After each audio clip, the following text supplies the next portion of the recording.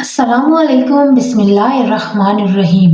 میں ایک امام مسجد تھا۔ مسجد کی تعمیر کے لیے لوگوں کے ہجوم میں کھڑا چندے کے لیے درخواست کر رہا تھا، جب ایک عورت میرے پاس آئی اور کہنے لگی، میں تمہاری بیوی ہوں۔ میں اس عورت کو جانتا تک نہیں تھا۔ میں نے بہت انکار کیا، لیکن وہ بضد ہی رہی۔ جب میں نے اس سے ثبوت مانگا تو اس نے ایک ایسی چیز دکھائی کہ میرے پیروں تلے سے زمین نکل گئی۔ میری عمر 32 سال تھی، لیکن میری شادی ابھی نہیں ہوئی تھی۔ میں ایک امام مسجد تھا اور مسجد سے منسلک ایک چھوٹے سے کمرے میں رہتا تھا۔ لوگوں میں میری بہت عزت تھی۔ ہماری مسجد ابھی زیر تعمیر تھی اور مسجد کے برابر رہنے والے گھر کے رہائشیوں نے بھی اپنے گھر مسجد کے لیے وقف کر دیے تھے۔ مسجد کے لیے چندہ اکٹھا کرنے کا کام میرا تھا۔ میں عشاء کے بعد کچھ دیر کے لیے لوگوں کو اس بات کی طرف رغبت دلاتا کہ وہ مسجد کی تعمیر میں اپنا حصہ ڈالیں۔ کافی لوگوں نے پیسے دینے شروع کر دیے تھے۔ بہت سے لوگ جب لاکھوں روپے دینے آتے تو لکھت پڑھت ضرور کراتے مجھ سے کہ ان کا پیسہ مسجد کے علاوہ کہیں اور نہ لگ سکے، کیونکہ وہ سب پیسے میرے پاس ہی موجود ہوتے تھے۔ مغرب کے بعد میں کچھ دیر باغ میں چہل قدمی کرنے کے لیے ضروری جاتا، باقی میرا پورا دن مسجد کے کاموں میں ہی گزر جاتا۔ عشاء کے بعد ہی اپنے کمرے میں جاتا تھا۔ اب بھی مغرب پڑھ کر جب میں گھر سے نکلا تو بہت سے لوگ مسجد کے لیے مجھے پیسے دینے لگے۔ ابھی میں ان سے باتوں میں مصروف تھا کہ ایک لڑکی سب مردوں کے بیچ رستہ بناتی ہوئی میرے سامنے کھڑی ہو گئی اور کہنے لگی، مجھے آپ سے بہت ضروری بات کرنی ہے۔ دیکھنے میں خوبصورت اور جوان تھی، کالی چادر لیے ہوئے تھی، چہرے پر کوئی پردہ نہیں تھا۔ عورت کو دیکھ کر مرد پیچھے ہٹ گئے۔ مجھے لگا شاید کوئی دینی مسئلہ پوچھنے آئی ہے، یا پھر کوئی وظیفہ پوچھنا ہوگا، یا ہو سکتا ہے کہ مسجد کے لیے کوئی چندہ دینا چاہتی ہو۔ میں نے کہا، جی محترمہ، فرمائیے، کیا خدمت کر سکتا ہوں آپ کی؟ کہنے لگی، کیوں انجان بننے کی کوشش کر رہے ہیں؟ میں آپ کی بیوی ہوں۔ یہ سن کر تو میں ایک دم سکتے میں آ گیا کہ یہ کیا کہہ رہی ہے۔ میری تو ابھی شادی بھی نہیں ہوئی تھی اور میں اس عورت کو جانتا تک نہیں تھا، بلکہ میں نے تو اسے پہلی بار دیکھا تھا۔ اور میں نے کہا، آپ کا دماغ تو درست ہے، آپ ہوش میں تو ہیں کہ کیا کہہ رہی ہیں؟ مجھے تو اس لڑکی کی بات سن کر اپنی عزت کے لالے پڑ گئے تھے۔ وہاں موجود سب مردوں کی نظر مجھ پر تھی، میری سب عزت کرتے تھے۔ میں نے آج تک کبھی کسی عورت پر غلط نظر تک نہیں ڈالی تھی، اور وہ لڑکی کھلے عام سب کے سامنے مجھ پر الزام لگا رہی تھی۔ کہنے لگی، 4 دن سے تو آپ گھر مجھ سے ملنے نہیں آئے۔ میں پریشان ہو گئی تھی، اسی لیے مجبوراً مجھے آپ کے پاس یہاں مسجد میں آنا پڑا۔ اس کی بات پر مجھے غصہ آنے لگا تھا، کیسے بے شرموں کی طرح سے مجھ پر جھوٹے الزام لگا رہی تھی۔ سب کی شکی نظریں مجھ پر تھی۔ ان میں سے بہت سے بزرگ ایسی بھی تھے جو میری شرافت کو دیکھ کر اپنی بیٹیوں کی شادی مجھ سے کرنے کے خواہش مند تھے۔ وہ دبے چھپے لفظوں میں مجھ سے کہہ بھی چکے تھے۔ میں چاہتا تھا کہ مسجد کی تعمیر سے فارغ ہو جاؤں تو شادی کے بارے میں بھی سوچوں گا، لیکن یہ عورت مجھے بدنام کر رہی تھی۔ میں نے اس سے کہا کہ ایک عورت ہوتے ہوئے آپ کو شرم نہیں آتی کسی غیر مرد کے ساتھ اس قسم کی بات کرتے ہوئے؟ میں آپ کو جانتا تک نہیں ہوں، کبھی آپ کو دیکھا تک نہیں، اور آپ ہیں کہ بنا لحاظ مجھے بدنام کرنے کی کوشش کر رہی ہیں۔ میں دن رات مسجد میں رہتا ہوں، سب لوگ جانتے ہیں کہ میں کہیں نہیں جاتا۔ میری بات سن کر بہت سے لوگ کہنے لگے، بی بی تمہیں شرم آنی چاہیے، ایک نیک اور دیندار شخص پر ایسا گھٹیا الزام لگاتے ہوئے۔ ہم جانتے ہیں کہ مولانا صاحب ہر وقت مسجد میں ہی ہوتے ہیں۔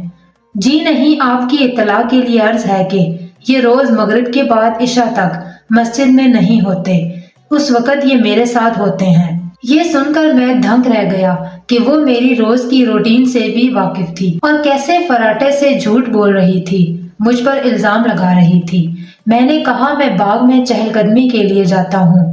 وہ لڑکی مجھے دیکھ کر کہنے لگی، مولانا صاحب، آپ نے مجھ سے نکاح کیا ہے، کوئی گناہ نہیں جو یوں سب سے چھپاتے پھر رہے ہیں۔ اس لڑکی کی بات پر تو میں اب آپے سے باہر ہونے لگا تھا۔ ایک کے بعد ایک جھوٹ وہ مسلسل بولے جا رہی تھی۔ دیکھو محترمہ، میں تمہارا بہت لحاظ کر رہا ہوں، اسی لیے عورت ہونے کا ناجائز فائدہ مت اٹھاؤ اور نکلو یہاں سے۔ میں تمہیں نہیں جانتا۔ मुझे क्या जरूरत पड़ी है कि मैं तुमसे खुफिया निकाह करता फिरूं। मुझे गुस्सा आने लगा था। बेशक मैं बहुत जबत का मुजाहरा कर रहा था, लेकिन आखिर कब तक करता। बहुत से लोग जानते थे कि मैं मगरिब से इशा तक मस्जिद में नहीं होता। काफी लोग ये बात नहीं जानते थे कि मैं बाग में चहलकदमी के लिए जाता हूँ, और ना ही मैं हर एक को बताकर जाता था। लोगों की मशकूक नजरें मुझ पर उठने लगी थी, और एक इज्जतदार मर्द के लिए ऐसी नजरें ही बहुत ज्यादा अजियत देती हैं। मैं वहां से वापस मस्जिद की तरफ जाने लगा, लेकिन वो औरत मेरे सामने आ खड़ी हुई, रोने लगी। कहने लगी, सरताज, मुझसे ऐसी क्या कोताही हो गई है जो आप मुझसे ऐसी बेगानगी वाला सलूक कर रहे हैं। मैंने तो आज तक आपकी कोई बात नहीं टाली। न जाने क्यों वो मेरी शराफत का कड़ा इम्तिहान ले रही थी। मैंने आप जनाब को बलाए ताक रखकर गुस्से से उंगली उठाकर उसे तनबीह करते हुए कहा, मैं तुम्हारा कुछ नहीं लगता। अब अगर तुमने मुझ पर कोई भी इल्जाम लगाया तो मैं तुम्हें पुलिस के हवाले कर दूंगा। मेरी आंखें उस वक्त कहर बरसा रही थी। वो अपने चेहरे पर बेचारगी और मस्कनत डाले खुद को सच्चा साबित करने की कोशिश कर रही थी। कहने लगी, मेरे पास सारे सबूत हैं कि आप ही मेरे शौहर हैं। उसने अपने कंधे पर लटकते परस को खोला और कुछ कागजात मेरे सामने किए। बहुत से लोग मेरे पास आकर वो पेपर्स देखने लगे। वो देखकर मेरे पांव तले से जमीन निकल गई थी। वो निकाहनामा था, जहां मेरा शनाख्ती कार्ड नंबर भी ठीक लिखा था और उसकी कॉपी भी साथ अटैच थी। और इस औरत के दस्तखत भी, मेरे दस्तखत भी वैसे ही हुए थे जैसे मैं करता था। कोई फर्क नहीं था उन दस्तखतों में। मेरा तो दिमाग घूम कर रह गया था। भला ये सब एक औरत के पास कैसे आ सकता है जिसे मैंने आज ही पहली बार देखा है, और उसने ये सब कैसे हासिल किया। मेरी अक्ल सोचने से कासिर थी। अभी ये बात ही मैं सोच नहीं पा रहा था कि जब उसने अपना मोबाइल निकालकर मुझे इसमें अपनी और मेरी तस्वीर भी दिखाई, जहां मैं सफेद शलवार कमीज में खड़ा था और वो एक सुर्ख से लिबास में थी। सब लोग बड़ी दिलचस्पी से ये सब देख रहे थे। मेरी इज्जत का जनाजा निकल गया था। मैंने वो पेपर्स और मोबाइल औरत के हाथ में रखा और कहा कि मैंने तुमसे कोई निकाह नहीं किया, तुम झूठ बोल रही हो, इसीलिए यहाँ से जाओ। मेरी बात सुनकर वो लड़की वावेला मचाने लगी। कहने लगी, अब तो मैंने सारे सबूत दे दिए हैं, अब आप सब लोग ही मुझे इंसाफ दिलाएं। ये मेरे शौहर हैं। इस चालाक और अय्यार लड़की की बात सुनकर अब तो सब ही खामोश तमाशाई बने खड़े थे। मेरा तो रंग फीका सा पड़ गया था। मेरी बरसों की कमाई इज्जत खाक में मिल गई थी, वो भी बिना किसी कसूर के। न जाने वो लड़की कौन थी और इतना बड़ा झूठ क्यों बोल रही थी। सब लोग मुझे शक भरी नजरों से देखने लगे। कहने लगे, मौलाना साहब, आपने निकाह कर ही लिया है तो अब मान भी लें। इस लड़की के पास सारे सबूत हैं। मैं यूं था कि अभी रो दूंगा। मैंने कहा, खुदा के लिए मेरा एतबार करें, मैं इस लड़की को जानता तक नहीं हूँ। मैंने इससे कोई निकाह नहीं किया। अगर मुझे शादी करनी ही होती तो मुझे छुपाने की जरूरत क्या थी। मैं सबको बताकर भी तो कर सकता था। मेरी बात पर किसी को एतबार नहीं आ रहा था। एक शख्स कहने लगा, मौलाना साहब, आप भी ऐसा कोई सबूत पेश करें जिससे ये लड़की झूठी साबित हो जाए। मेरे पास तो ऐसा कोई कागजी सबूत नहीं था जो मैं पेश करता। मैंने कहा, ये लड़की मेरे साथ चाल चल रही है, इसीलिए ये झूठे सबूत इकट्ठे करके लाई है।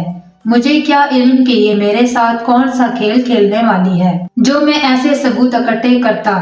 मेरी बात सुनकर वो लड़की बेसाख्ता बोली, मैं एक औरत होकर भला क्यों ऐसा झूठ बोलूंगी, किसी गैर मर्द को अपना शौहर कहूंगी जिसके ऐसा झूठ बोलने से मुझे तो मेरी इज्जत का खतरा है।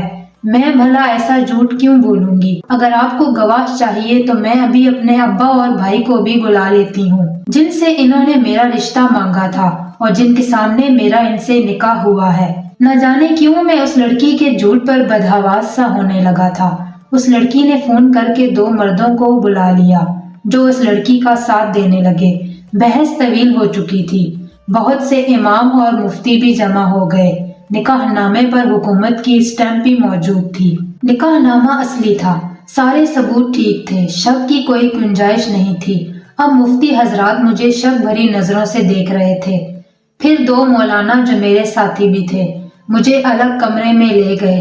कहने लगे, जफर, अगर तुमसे कोई गलती हो गई है और तुमने छुप छुपा कर निकाह कर लिया है اور اب اپنی عزت کی خاطر مکر رہے ہو تو دیکھو یہ غلط اور گناہ ہے۔ تم ایک پاکیزہ رشتے سے انکار کر رہے ہو، ان کے پاس سارے ثبوت موجود ہیں، تم مان جاؤ تو ہم بات سنبھال لیں گے۔ میری آنکھیں بھر آئی تھیں، میں نے ان کے سامنے ہاتھ جوڑ کر کہا کہ میں نے اس لڑکی سے کوئی نکاح نہیں کیا، آپ لوگ کیوں مجھے جھوٹا ثابت کر رہے ہیں؟ میں کیسے کسی لڑکی کو بنا نکاح کے اپنے ساتھ رکھ سکتا ہوں؟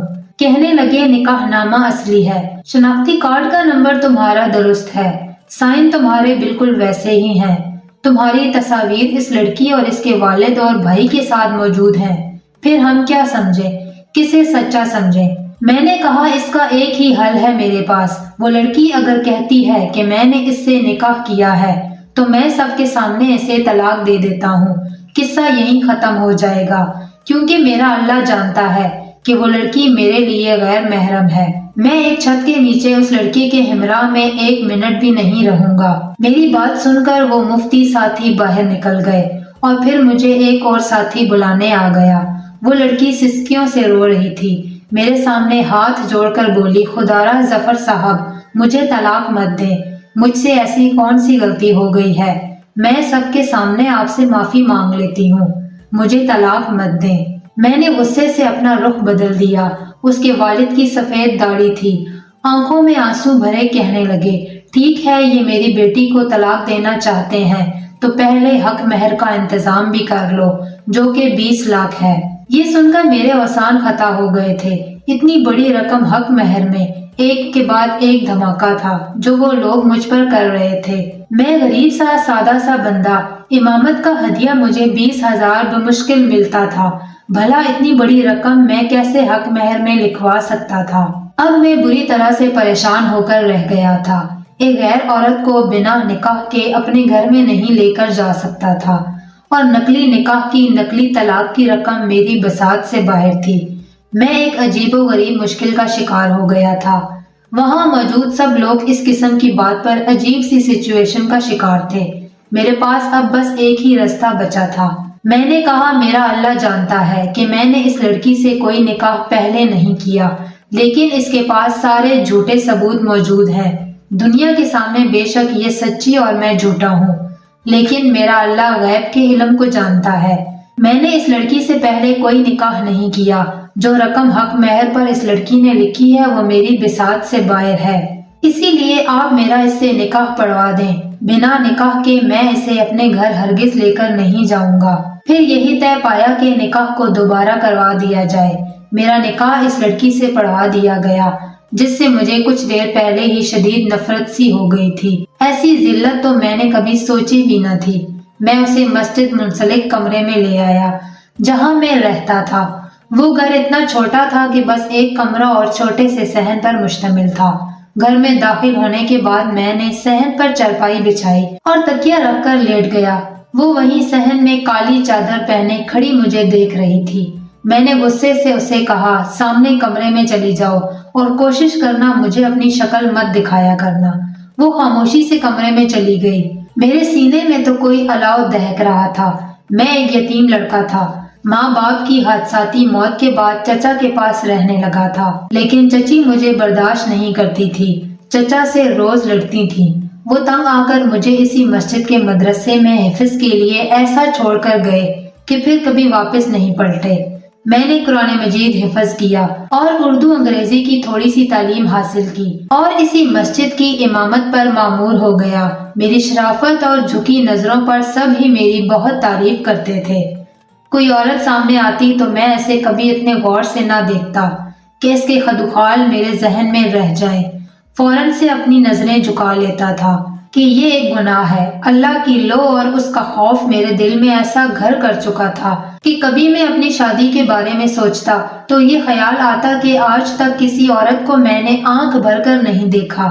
مجھے عادت ہی کہاں ہے عورت کے چہرے کو اتنا غور سے دیکھنے کی، میری تو نظریں فوراً سے جھک جاتی ہیں۔ پھر بیوی کو کیسے دیکھ پاؤں گا؟ اگر یہ کہا جائے کہ مجھ میں حیا کا عنصر عام مردوں سے کچھ زیادہ تھا تو غلط نہ ہوگا۔ لوگ میری بہت عزت کرتے تھے۔ میری شرافت کی گواہی میری مسجد اور مسجد کے ساتھ منسلک مدرسے کے عالم مفتی بھی دیتے تھے۔ لیکن آج اس لڑکی نے میری عزت کو خاک میں ملا کر رکھ دیا تھا۔ سب میری شرافت اور پاکیزگی کو ڈھونگ سمجھنے لگے تھے۔ نہ چاہتے ہوئے بھی میری آنکھوں سے آنسو بہنے لگے۔ مسجد میں تو میں نے سب کے سامنے ضبط کا دامن نہیں چھوڑا، لیکن اب تنہائی میں خود پر اختیار کھو بیٹھا تھا۔ میں دبی دبی سسکیوں کے ساتھ روتا رہا۔ میرے آنسو تکیے میں گر کر جذب ہو رہے تھے۔ ایک عزت دار مرد کے لیے یہ بات چھوٹی نہیں ہوتی کہ کوئی عورت اسے یوں سب کے سامنے اس کے کردار کو مشکوک کر دے۔ اس لڑکی کو اپنانا میری مجبوری تھی۔ پھر 20 لاکھ کا حق مہر بھرنا میرے اختیار میں نہ تھا، لیکن مجھے وہ اتنی بری لگ رہی تھی کہ مجھے اس کا چہرہ دیکھنا بھی گوارا نہیں تھا۔ اس چھوٹے سے گھر میں بس ایک ہی واش روم تھا اور وہ کمرے میں تھا۔ میں روتے روتے کچھ دیر ہی سویا تھا کہ تہجد کے وقت میری آنکھ کھل گئی، کیونکہ میں پابندی سے تہجد پڑھتا تھا۔ کچھ دیر چارپائی پر بیٹھا رہا کہ اندر کیسے جاؤں۔ میں ذہنی طور پر نکاح کے لیے تیار نہیں تھا۔ جو کچھ ہوا تھا مجبوری میں ہوا تھا، اچانک سے ہوا تھا۔ کسی خاتون کے کمرے میں یوں جانا میرے لیے ایک آزمائش تھا، جو زبردستی میری بیوی بن گئی تھی۔ کچھ دیر تو میں یہ سوچتا رہا کہ کیا کروں۔ پھر خیال آیا کہ وہ سو رہی ہوگی، چپکے سے اندر چلا جاتا ہوں اور وضو کر کے لوٹ آؤں گا۔ جب میں کمرے میں داخل ہوا تو کمرے میں ہلکی سی روشنی تھی۔ وہ لڑکی جائے نماز بچھائے سجدے میں تھی۔ میں نے پہلے تو اسے حیرت سے دیکھا، پھر خود کو جھٹک کر واش روم چلا گیا۔ جب وضو کر کے باہر نکلا تب بھی وہ سجدے میں تھی۔ میں کمرے سے باہر نکل گیا، جائے نماز بچھائی اور نماز تہجد کی نیت باندھ لی۔ نماز اور ذکر و اذکار سے فارغ ہو کر مسجد چلا گیا۔ مجھے دیکھ کر بہت سے میرے ساتھی ایک دوسرے کے کانوں میں کھسر پھسر کرنے لگے۔ یقیناً میرے بارے میں ہی باتیں کر رہے ہوں گے۔ میں چاشت کے بعد کچھ دیر گھر آرام کرنے چلا جاتا تھا۔ پورا دن میں نے مسجد میں گزارا۔ گھر عشاء کے بعد ہی لوٹا تھا۔ گھر صاف ستھرا تھا، کھانے کی خوشبو بھی آ رہی تھی۔ بھوک تو مجھے لگی تھی۔ دوپہر میں کھانا مدرسے میں ہی کھا لیا تھا۔ گھر پر راشن موجود تھا۔ میں عشاء کے بعد گھر جا کر کچھ نہ کچھ خود ہی بنا کر کھا لیا کرتا تھا۔ بھوک ہونے کے باوجود میں نے اپنی چارپائی بچھائی اور لیٹ گیا۔ وہ لڑکی کچن سے باہر نکلی، اسی کل والے لباس میں موجود تھی، چادر پوری سر پر لپیٹ رکھی تھی۔ کہنے لگی کھانا تیار ہے، آپ کا کھانا یہیں صحن میں لگا دوں۔ میں نے اس پر ایک نظر ڈال کر ہٹا لی۔ میرے کھانے کی فکر کرنے کی تمہیں کوئی ضرورت نہیں ہے، بس اپنا انتظام کیا کرو۔ یہ کہہ کر میں نے کروٹ بدل کر آنکھیں بند کر لیں۔ کچھ دیر بعد ہی میری آنکھ لگ گئی۔ تہجد کے وقت وہ مجھے پھر سے سجدے میں نظر آئی۔ مجھے لگا اپنے گناہوں کی توبہ مانگ رہی ہوگی، لیکن کسی انسان کے ساتھ کی گئی زیادتی تب تک معاف نہیں ہوتی جب تک کہ وہ خود معاف نہ کر دے۔ میرے دل میں بار بار یہ ابال آنے لگتا کہ اس عورت سے پوچھو تو صحیح کہ اس نے میرے ساتھ ایسا کیوں کیا۔ پورا دن مسجد میں گزار کر جب میں گھر گیا تو وہ کچن میں موجود تھی۔ میں آج رات کا کھانا بھی مدرسے سے کھا کر آیا تھا۔ میں نے کچن میں جھانک کر دیکھا تو وہ کچن میں ہی تپائی رکھ کر کھانا کھا رہی تھی۔ مجھے دیکھ کر کچھ نروس سی ہو گئی۔ سنو، کھانا کھا کر باہر صحن میں میری بات سن لینا، یہ کہہ کر میں باہر چلا گیا۔ وہ کھانا کھا کر صحن میں آ کر ایک کونے میں کھڑی ہو گئی۔ میں نے غصے سے اسے دیکھا اور کہا، لوگوں کے سامنے تو تم نے جو ڈرامہ رچانا تھا وہ رچا لیا، اپنے جھوٹ کو تم نے سچ بنانا تھا بنا لیا، لیکن یہاں اس وقت میرے اور تمہارے علاوہ اللہ کے سوا دوسرا کوئی موجود نہیں، اور وہ ہر حقیقت سے آگاہ ہے۔ میں تم سے یہ سوال اسی روز بھی پوچھ لیتا جس دن تم نے میرے کردار کی دھچیاں اڑا کے رکھ دی تھی، لیکن اس وقت میں بے حد غصے میں تھا۔ اپنا اختیار کھونے کا مجھے ڈر تھا، شاید تم پر ہاتھ اٹھانے سے بھی گریز نہ کرتا، اسی لیے خاموشی اختیار کر لی۔ لیکن اب میرا خود پر اختیار ہے۔ میں نے تمہارا کیا بگاڑا تھا جو تم نے میرے ساتھ یہ سب کیا؟ میری بات سن کر وہ رونے لگی، کہنے لگی، مجھے معاف کر دیں، میرے پاس بھی کوئی دوسرا رستہ نہیں تھا، میں آپ کو وجہ نہیں بتا سکتی۔ یہ کہہ کر وہ کمرے میں چلی گئی۔ چند دن بعد میں نے اسے چند جوڑے لا کر دیے، کیونکہ وہ 4-5 دن سے اسی ایک لباس میں موجود تھی، جو ذمہ داری تو میری ہی تھی۔ رات کو جب میں تہجد کے لیے اٹھا تو پورا وجود درد سے چور تھا۔ مجھے محسوس ہوا کہ مجھے بخار ہے، میرا جسم تپ رہا تھا۔ بمشکل ہی میں نے فجر پڑھائی اور گھر لوٹ آیا۔ مجھے تیز بخار ہو چکا تھا۔ میں صحن کی چارپائی پر لیٹ گیا۔ میری بیوی نے جب مجھے یوں بیمار دیکھا تو میرا بہت خیال رکھنے لگی۔ اس وقت میں بھی بے بس تھا کیونکہ بخار کی شدت کی وجہ سے اس کے سہارے کی مجھے ضرورت تھی۔ مجھے دوا بھی وہ خود دیتی، کھانا ناشتہ بھی بنا کر دیتی، رات بھر میری تیمارداری کرتی، جاگتی بھی رہتی۔ نہ چاہتے ہوئے بھی میرا دل اس کی طرف مائل ہونے لگا تھا۔ بس ایک ہی سوال مجھے چین نہیں لینے دیتا تھا کہ اس نے میرے ساتھ ایسا کیوں کیا۔ چند دن بعد میں ٹھیک ہو گیا تھا۔ رات کو جب میں گھر آیا تو پہلی بار اس سے کھانا خود سے مانگا۔ وہ خوشی سے چہکنے لگی تھی، فوراً سے کھانا گرم کر کے میرے سامنے رکھ کر وہاں سے جانے لگی۔ میں نے کہا ادھر میرے پاس بیٹھ کر میرے ساتھ کھانا کھاؤ۔ میری بات سن کر وہ مجھے خوشگوار حیرت سے دیکھنے لگی، چپ چاپ میرے سامنے دسترخوان پر بیٹھ گئی۔ کھانے کے دوران گاہے بگاہے میں اسے دیکھنے لگا۔ وہ اچھی خاصی خوبصورت تھی۔ اب تک جتنا میں اسے جان پایا تھا کہ وہ بری نہیں تھی۔ پھر وہی سوال کہ اس نے یہ طریقہ کیوں اپنایا۔ کھانے کے بعد وہ کچن میں برتن دھونے لگی۔ میں نے اپنے لیے آج چارپائی نہیں بچھائی تھی۔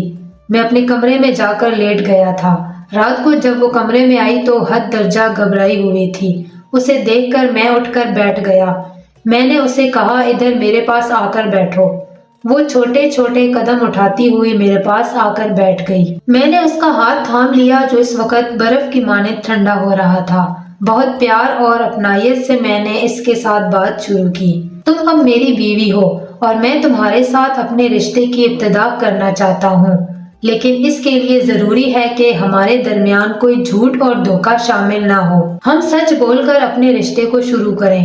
میں نے تمہاری ہر غلطی کو معاف کیا، گو کہ یہ مجھ جیسے شخص کے لیے ناممکن سی بات ہے جس کے لیے اس کی عزت سب سے پہلے اہمیت رکھتی ہے، لیکن تم نے میری خدمت بہت کی ہے۔ تم اچھی عادات اور اطوار کی مالک ہو، لیکن مجھے سچ جاننا ہے۔ میری بات سن کر اس نے نظریں بدلی تھیں، پھر کہنے لگی ہمارا چھوٹا سا گھر اس پارک کے سامنے ہے جہاں آپ مغرب کے بعد آتے تھے۔ میں وہاں آپ کو روز دیکھتی تھی۔ آپ بہت شریف انسان تھے۔ میرے والد ایک موچی ہیں، بھائی ابھی گورنمنٹ اسکول میں پڑھ رہا ہے۔ میرے لیے رشتے تو بہت آتے تھے، لیکن میرے والد کے پاس مجھے دینے کے لیے جہیز نہیں تھا۔ میرے پاس ایک موبائل موجود تھا جس میں میں آپ کی تصویر کھینچتی رہتی تھی۔ جب بھی آپ مغرب کے بعد پارک کے بینچ پر نظریں جھکا کر بیٹھ جاتے تھے، میں آپ کی تصویر کھینچ لیتی۔ ایک بار محلے کے ایک بدماش کی مجھ پر نظر پڑ گئی۔ وہ ابا کو دھمکانے لگا کہ اگر تم نے اپنی بیٹی کی شادی مجھ سے نہ کی تو اسے اٹھا کر لے جاؤں گا۔ ابا بہت پریشان تھے۔ میں نے اماں سے کہا کہ ابا سے کہیں کہ میری شادی مسجد کے امام سے کروا دیں۔ ابا نے مسجد کے ایک شخص سے بات بھی کی، لیکن آپ نے شادی سے منع کر دیا۔ میں نے آپ کی تصویروں کو اپنی اور اپنے والد اور بھائی کی تصویروں کے ساتھ جوڑ لیا۔ میں نے اپنے بھائی سے کہا کہ کسی بھی طریقے سے وہ آپ کے سائن حاصل کر لے۔ میرا بھائی مدرسے میں چندہ دینے کے بہانے آپ کے پاس آیا تھا۔ اس وقت رش بہت تھا۔ اس نے آپ سے کہا کہ وہ ایک معقول رقم آپ کو دے گا، لیکن آپ کو ان صفحات پر سائن کرنا پڑیں گے۔ اس میں لکھا ہے کہ آپ حلفاً یہ کہیں گے کہ یہ پیسہ مسجد کی تعمیر میں ہی استعمال ہوگا، مسجد کی آڑ میں اسے اپنے استعمال میں نہیں لیا جائے گا۔ آپ کے پاس اس وقت رش بہت زیادہ تھا۔ آپ نے بنا پڑھے ہی اپنے سائن نکاح نامے پر کر دیے، شناختی کارڈ نمبر بھی اور کاپی بھی اٹیچ کر دی، کیونکہ وہاں بہت سے لوگ بڑی بڑی رقم دینے سے پہلے ایسا ہی لائحہ عمل اختیار کر رہے تھے۔ میرا بھائی رش سے فائدہ اٹھا کر آپ سے سائن کروا کر وہاں سے آ گیا۔ جس دن میں نے یہ ڈرامہ رچایا، اسی رات کو وہ بدماش مجھے لے جانے کی دھمکی ابا کو دے کر گیا تھا۔ میں جانتی تھی کہ آپ نیک انسان ہیں، مجھ سے نکاح کیے بنا اپنے گھر لے کر نہیں جائیں گے۔ آپ کی نیک نامی اور شرافت کے تذکرے ہم سب گھر والوں نے سن رکھے تھے۔ اس لڑکی کی باتیں سن کر مجھے حیرت ہوئی تھی، لیکن پھر یہ بھی احساس ہوا کہ اس نے جو کچھ بھی کیا اپنے بچاؤ کے لیے ہی کیا تھا۔ میں نے اسے معاف کر دیا اور ہم ہنسی خوشی زندگی گزارنے لگے۔ 1 سال کے بعد اللہ تعالیٰ نے ہمیں رحمت سے بیٹی سے نوازا۔ میری بیوی بہت نیک تہجد گزار ہے، میرا بہت خیال رکھتی ہے، اور ہماری زندگی اب خوشی خوشی گزر رہی ہے، اور مسجد والے بھی ہمارا ادب و احترام اسی طرح کرتے ہیں جیسے پہلے کیا کرتے تھے۔ ناظرین، مزید اسی طرح کی عجیب و غریب کہانیاں اور واقعات سننے کے لیے ہماری ویڈیو کو لائک کریں، شیئر کریں اور ہمارے چینل کو سبسکرائب کریں۔ شکریہ۔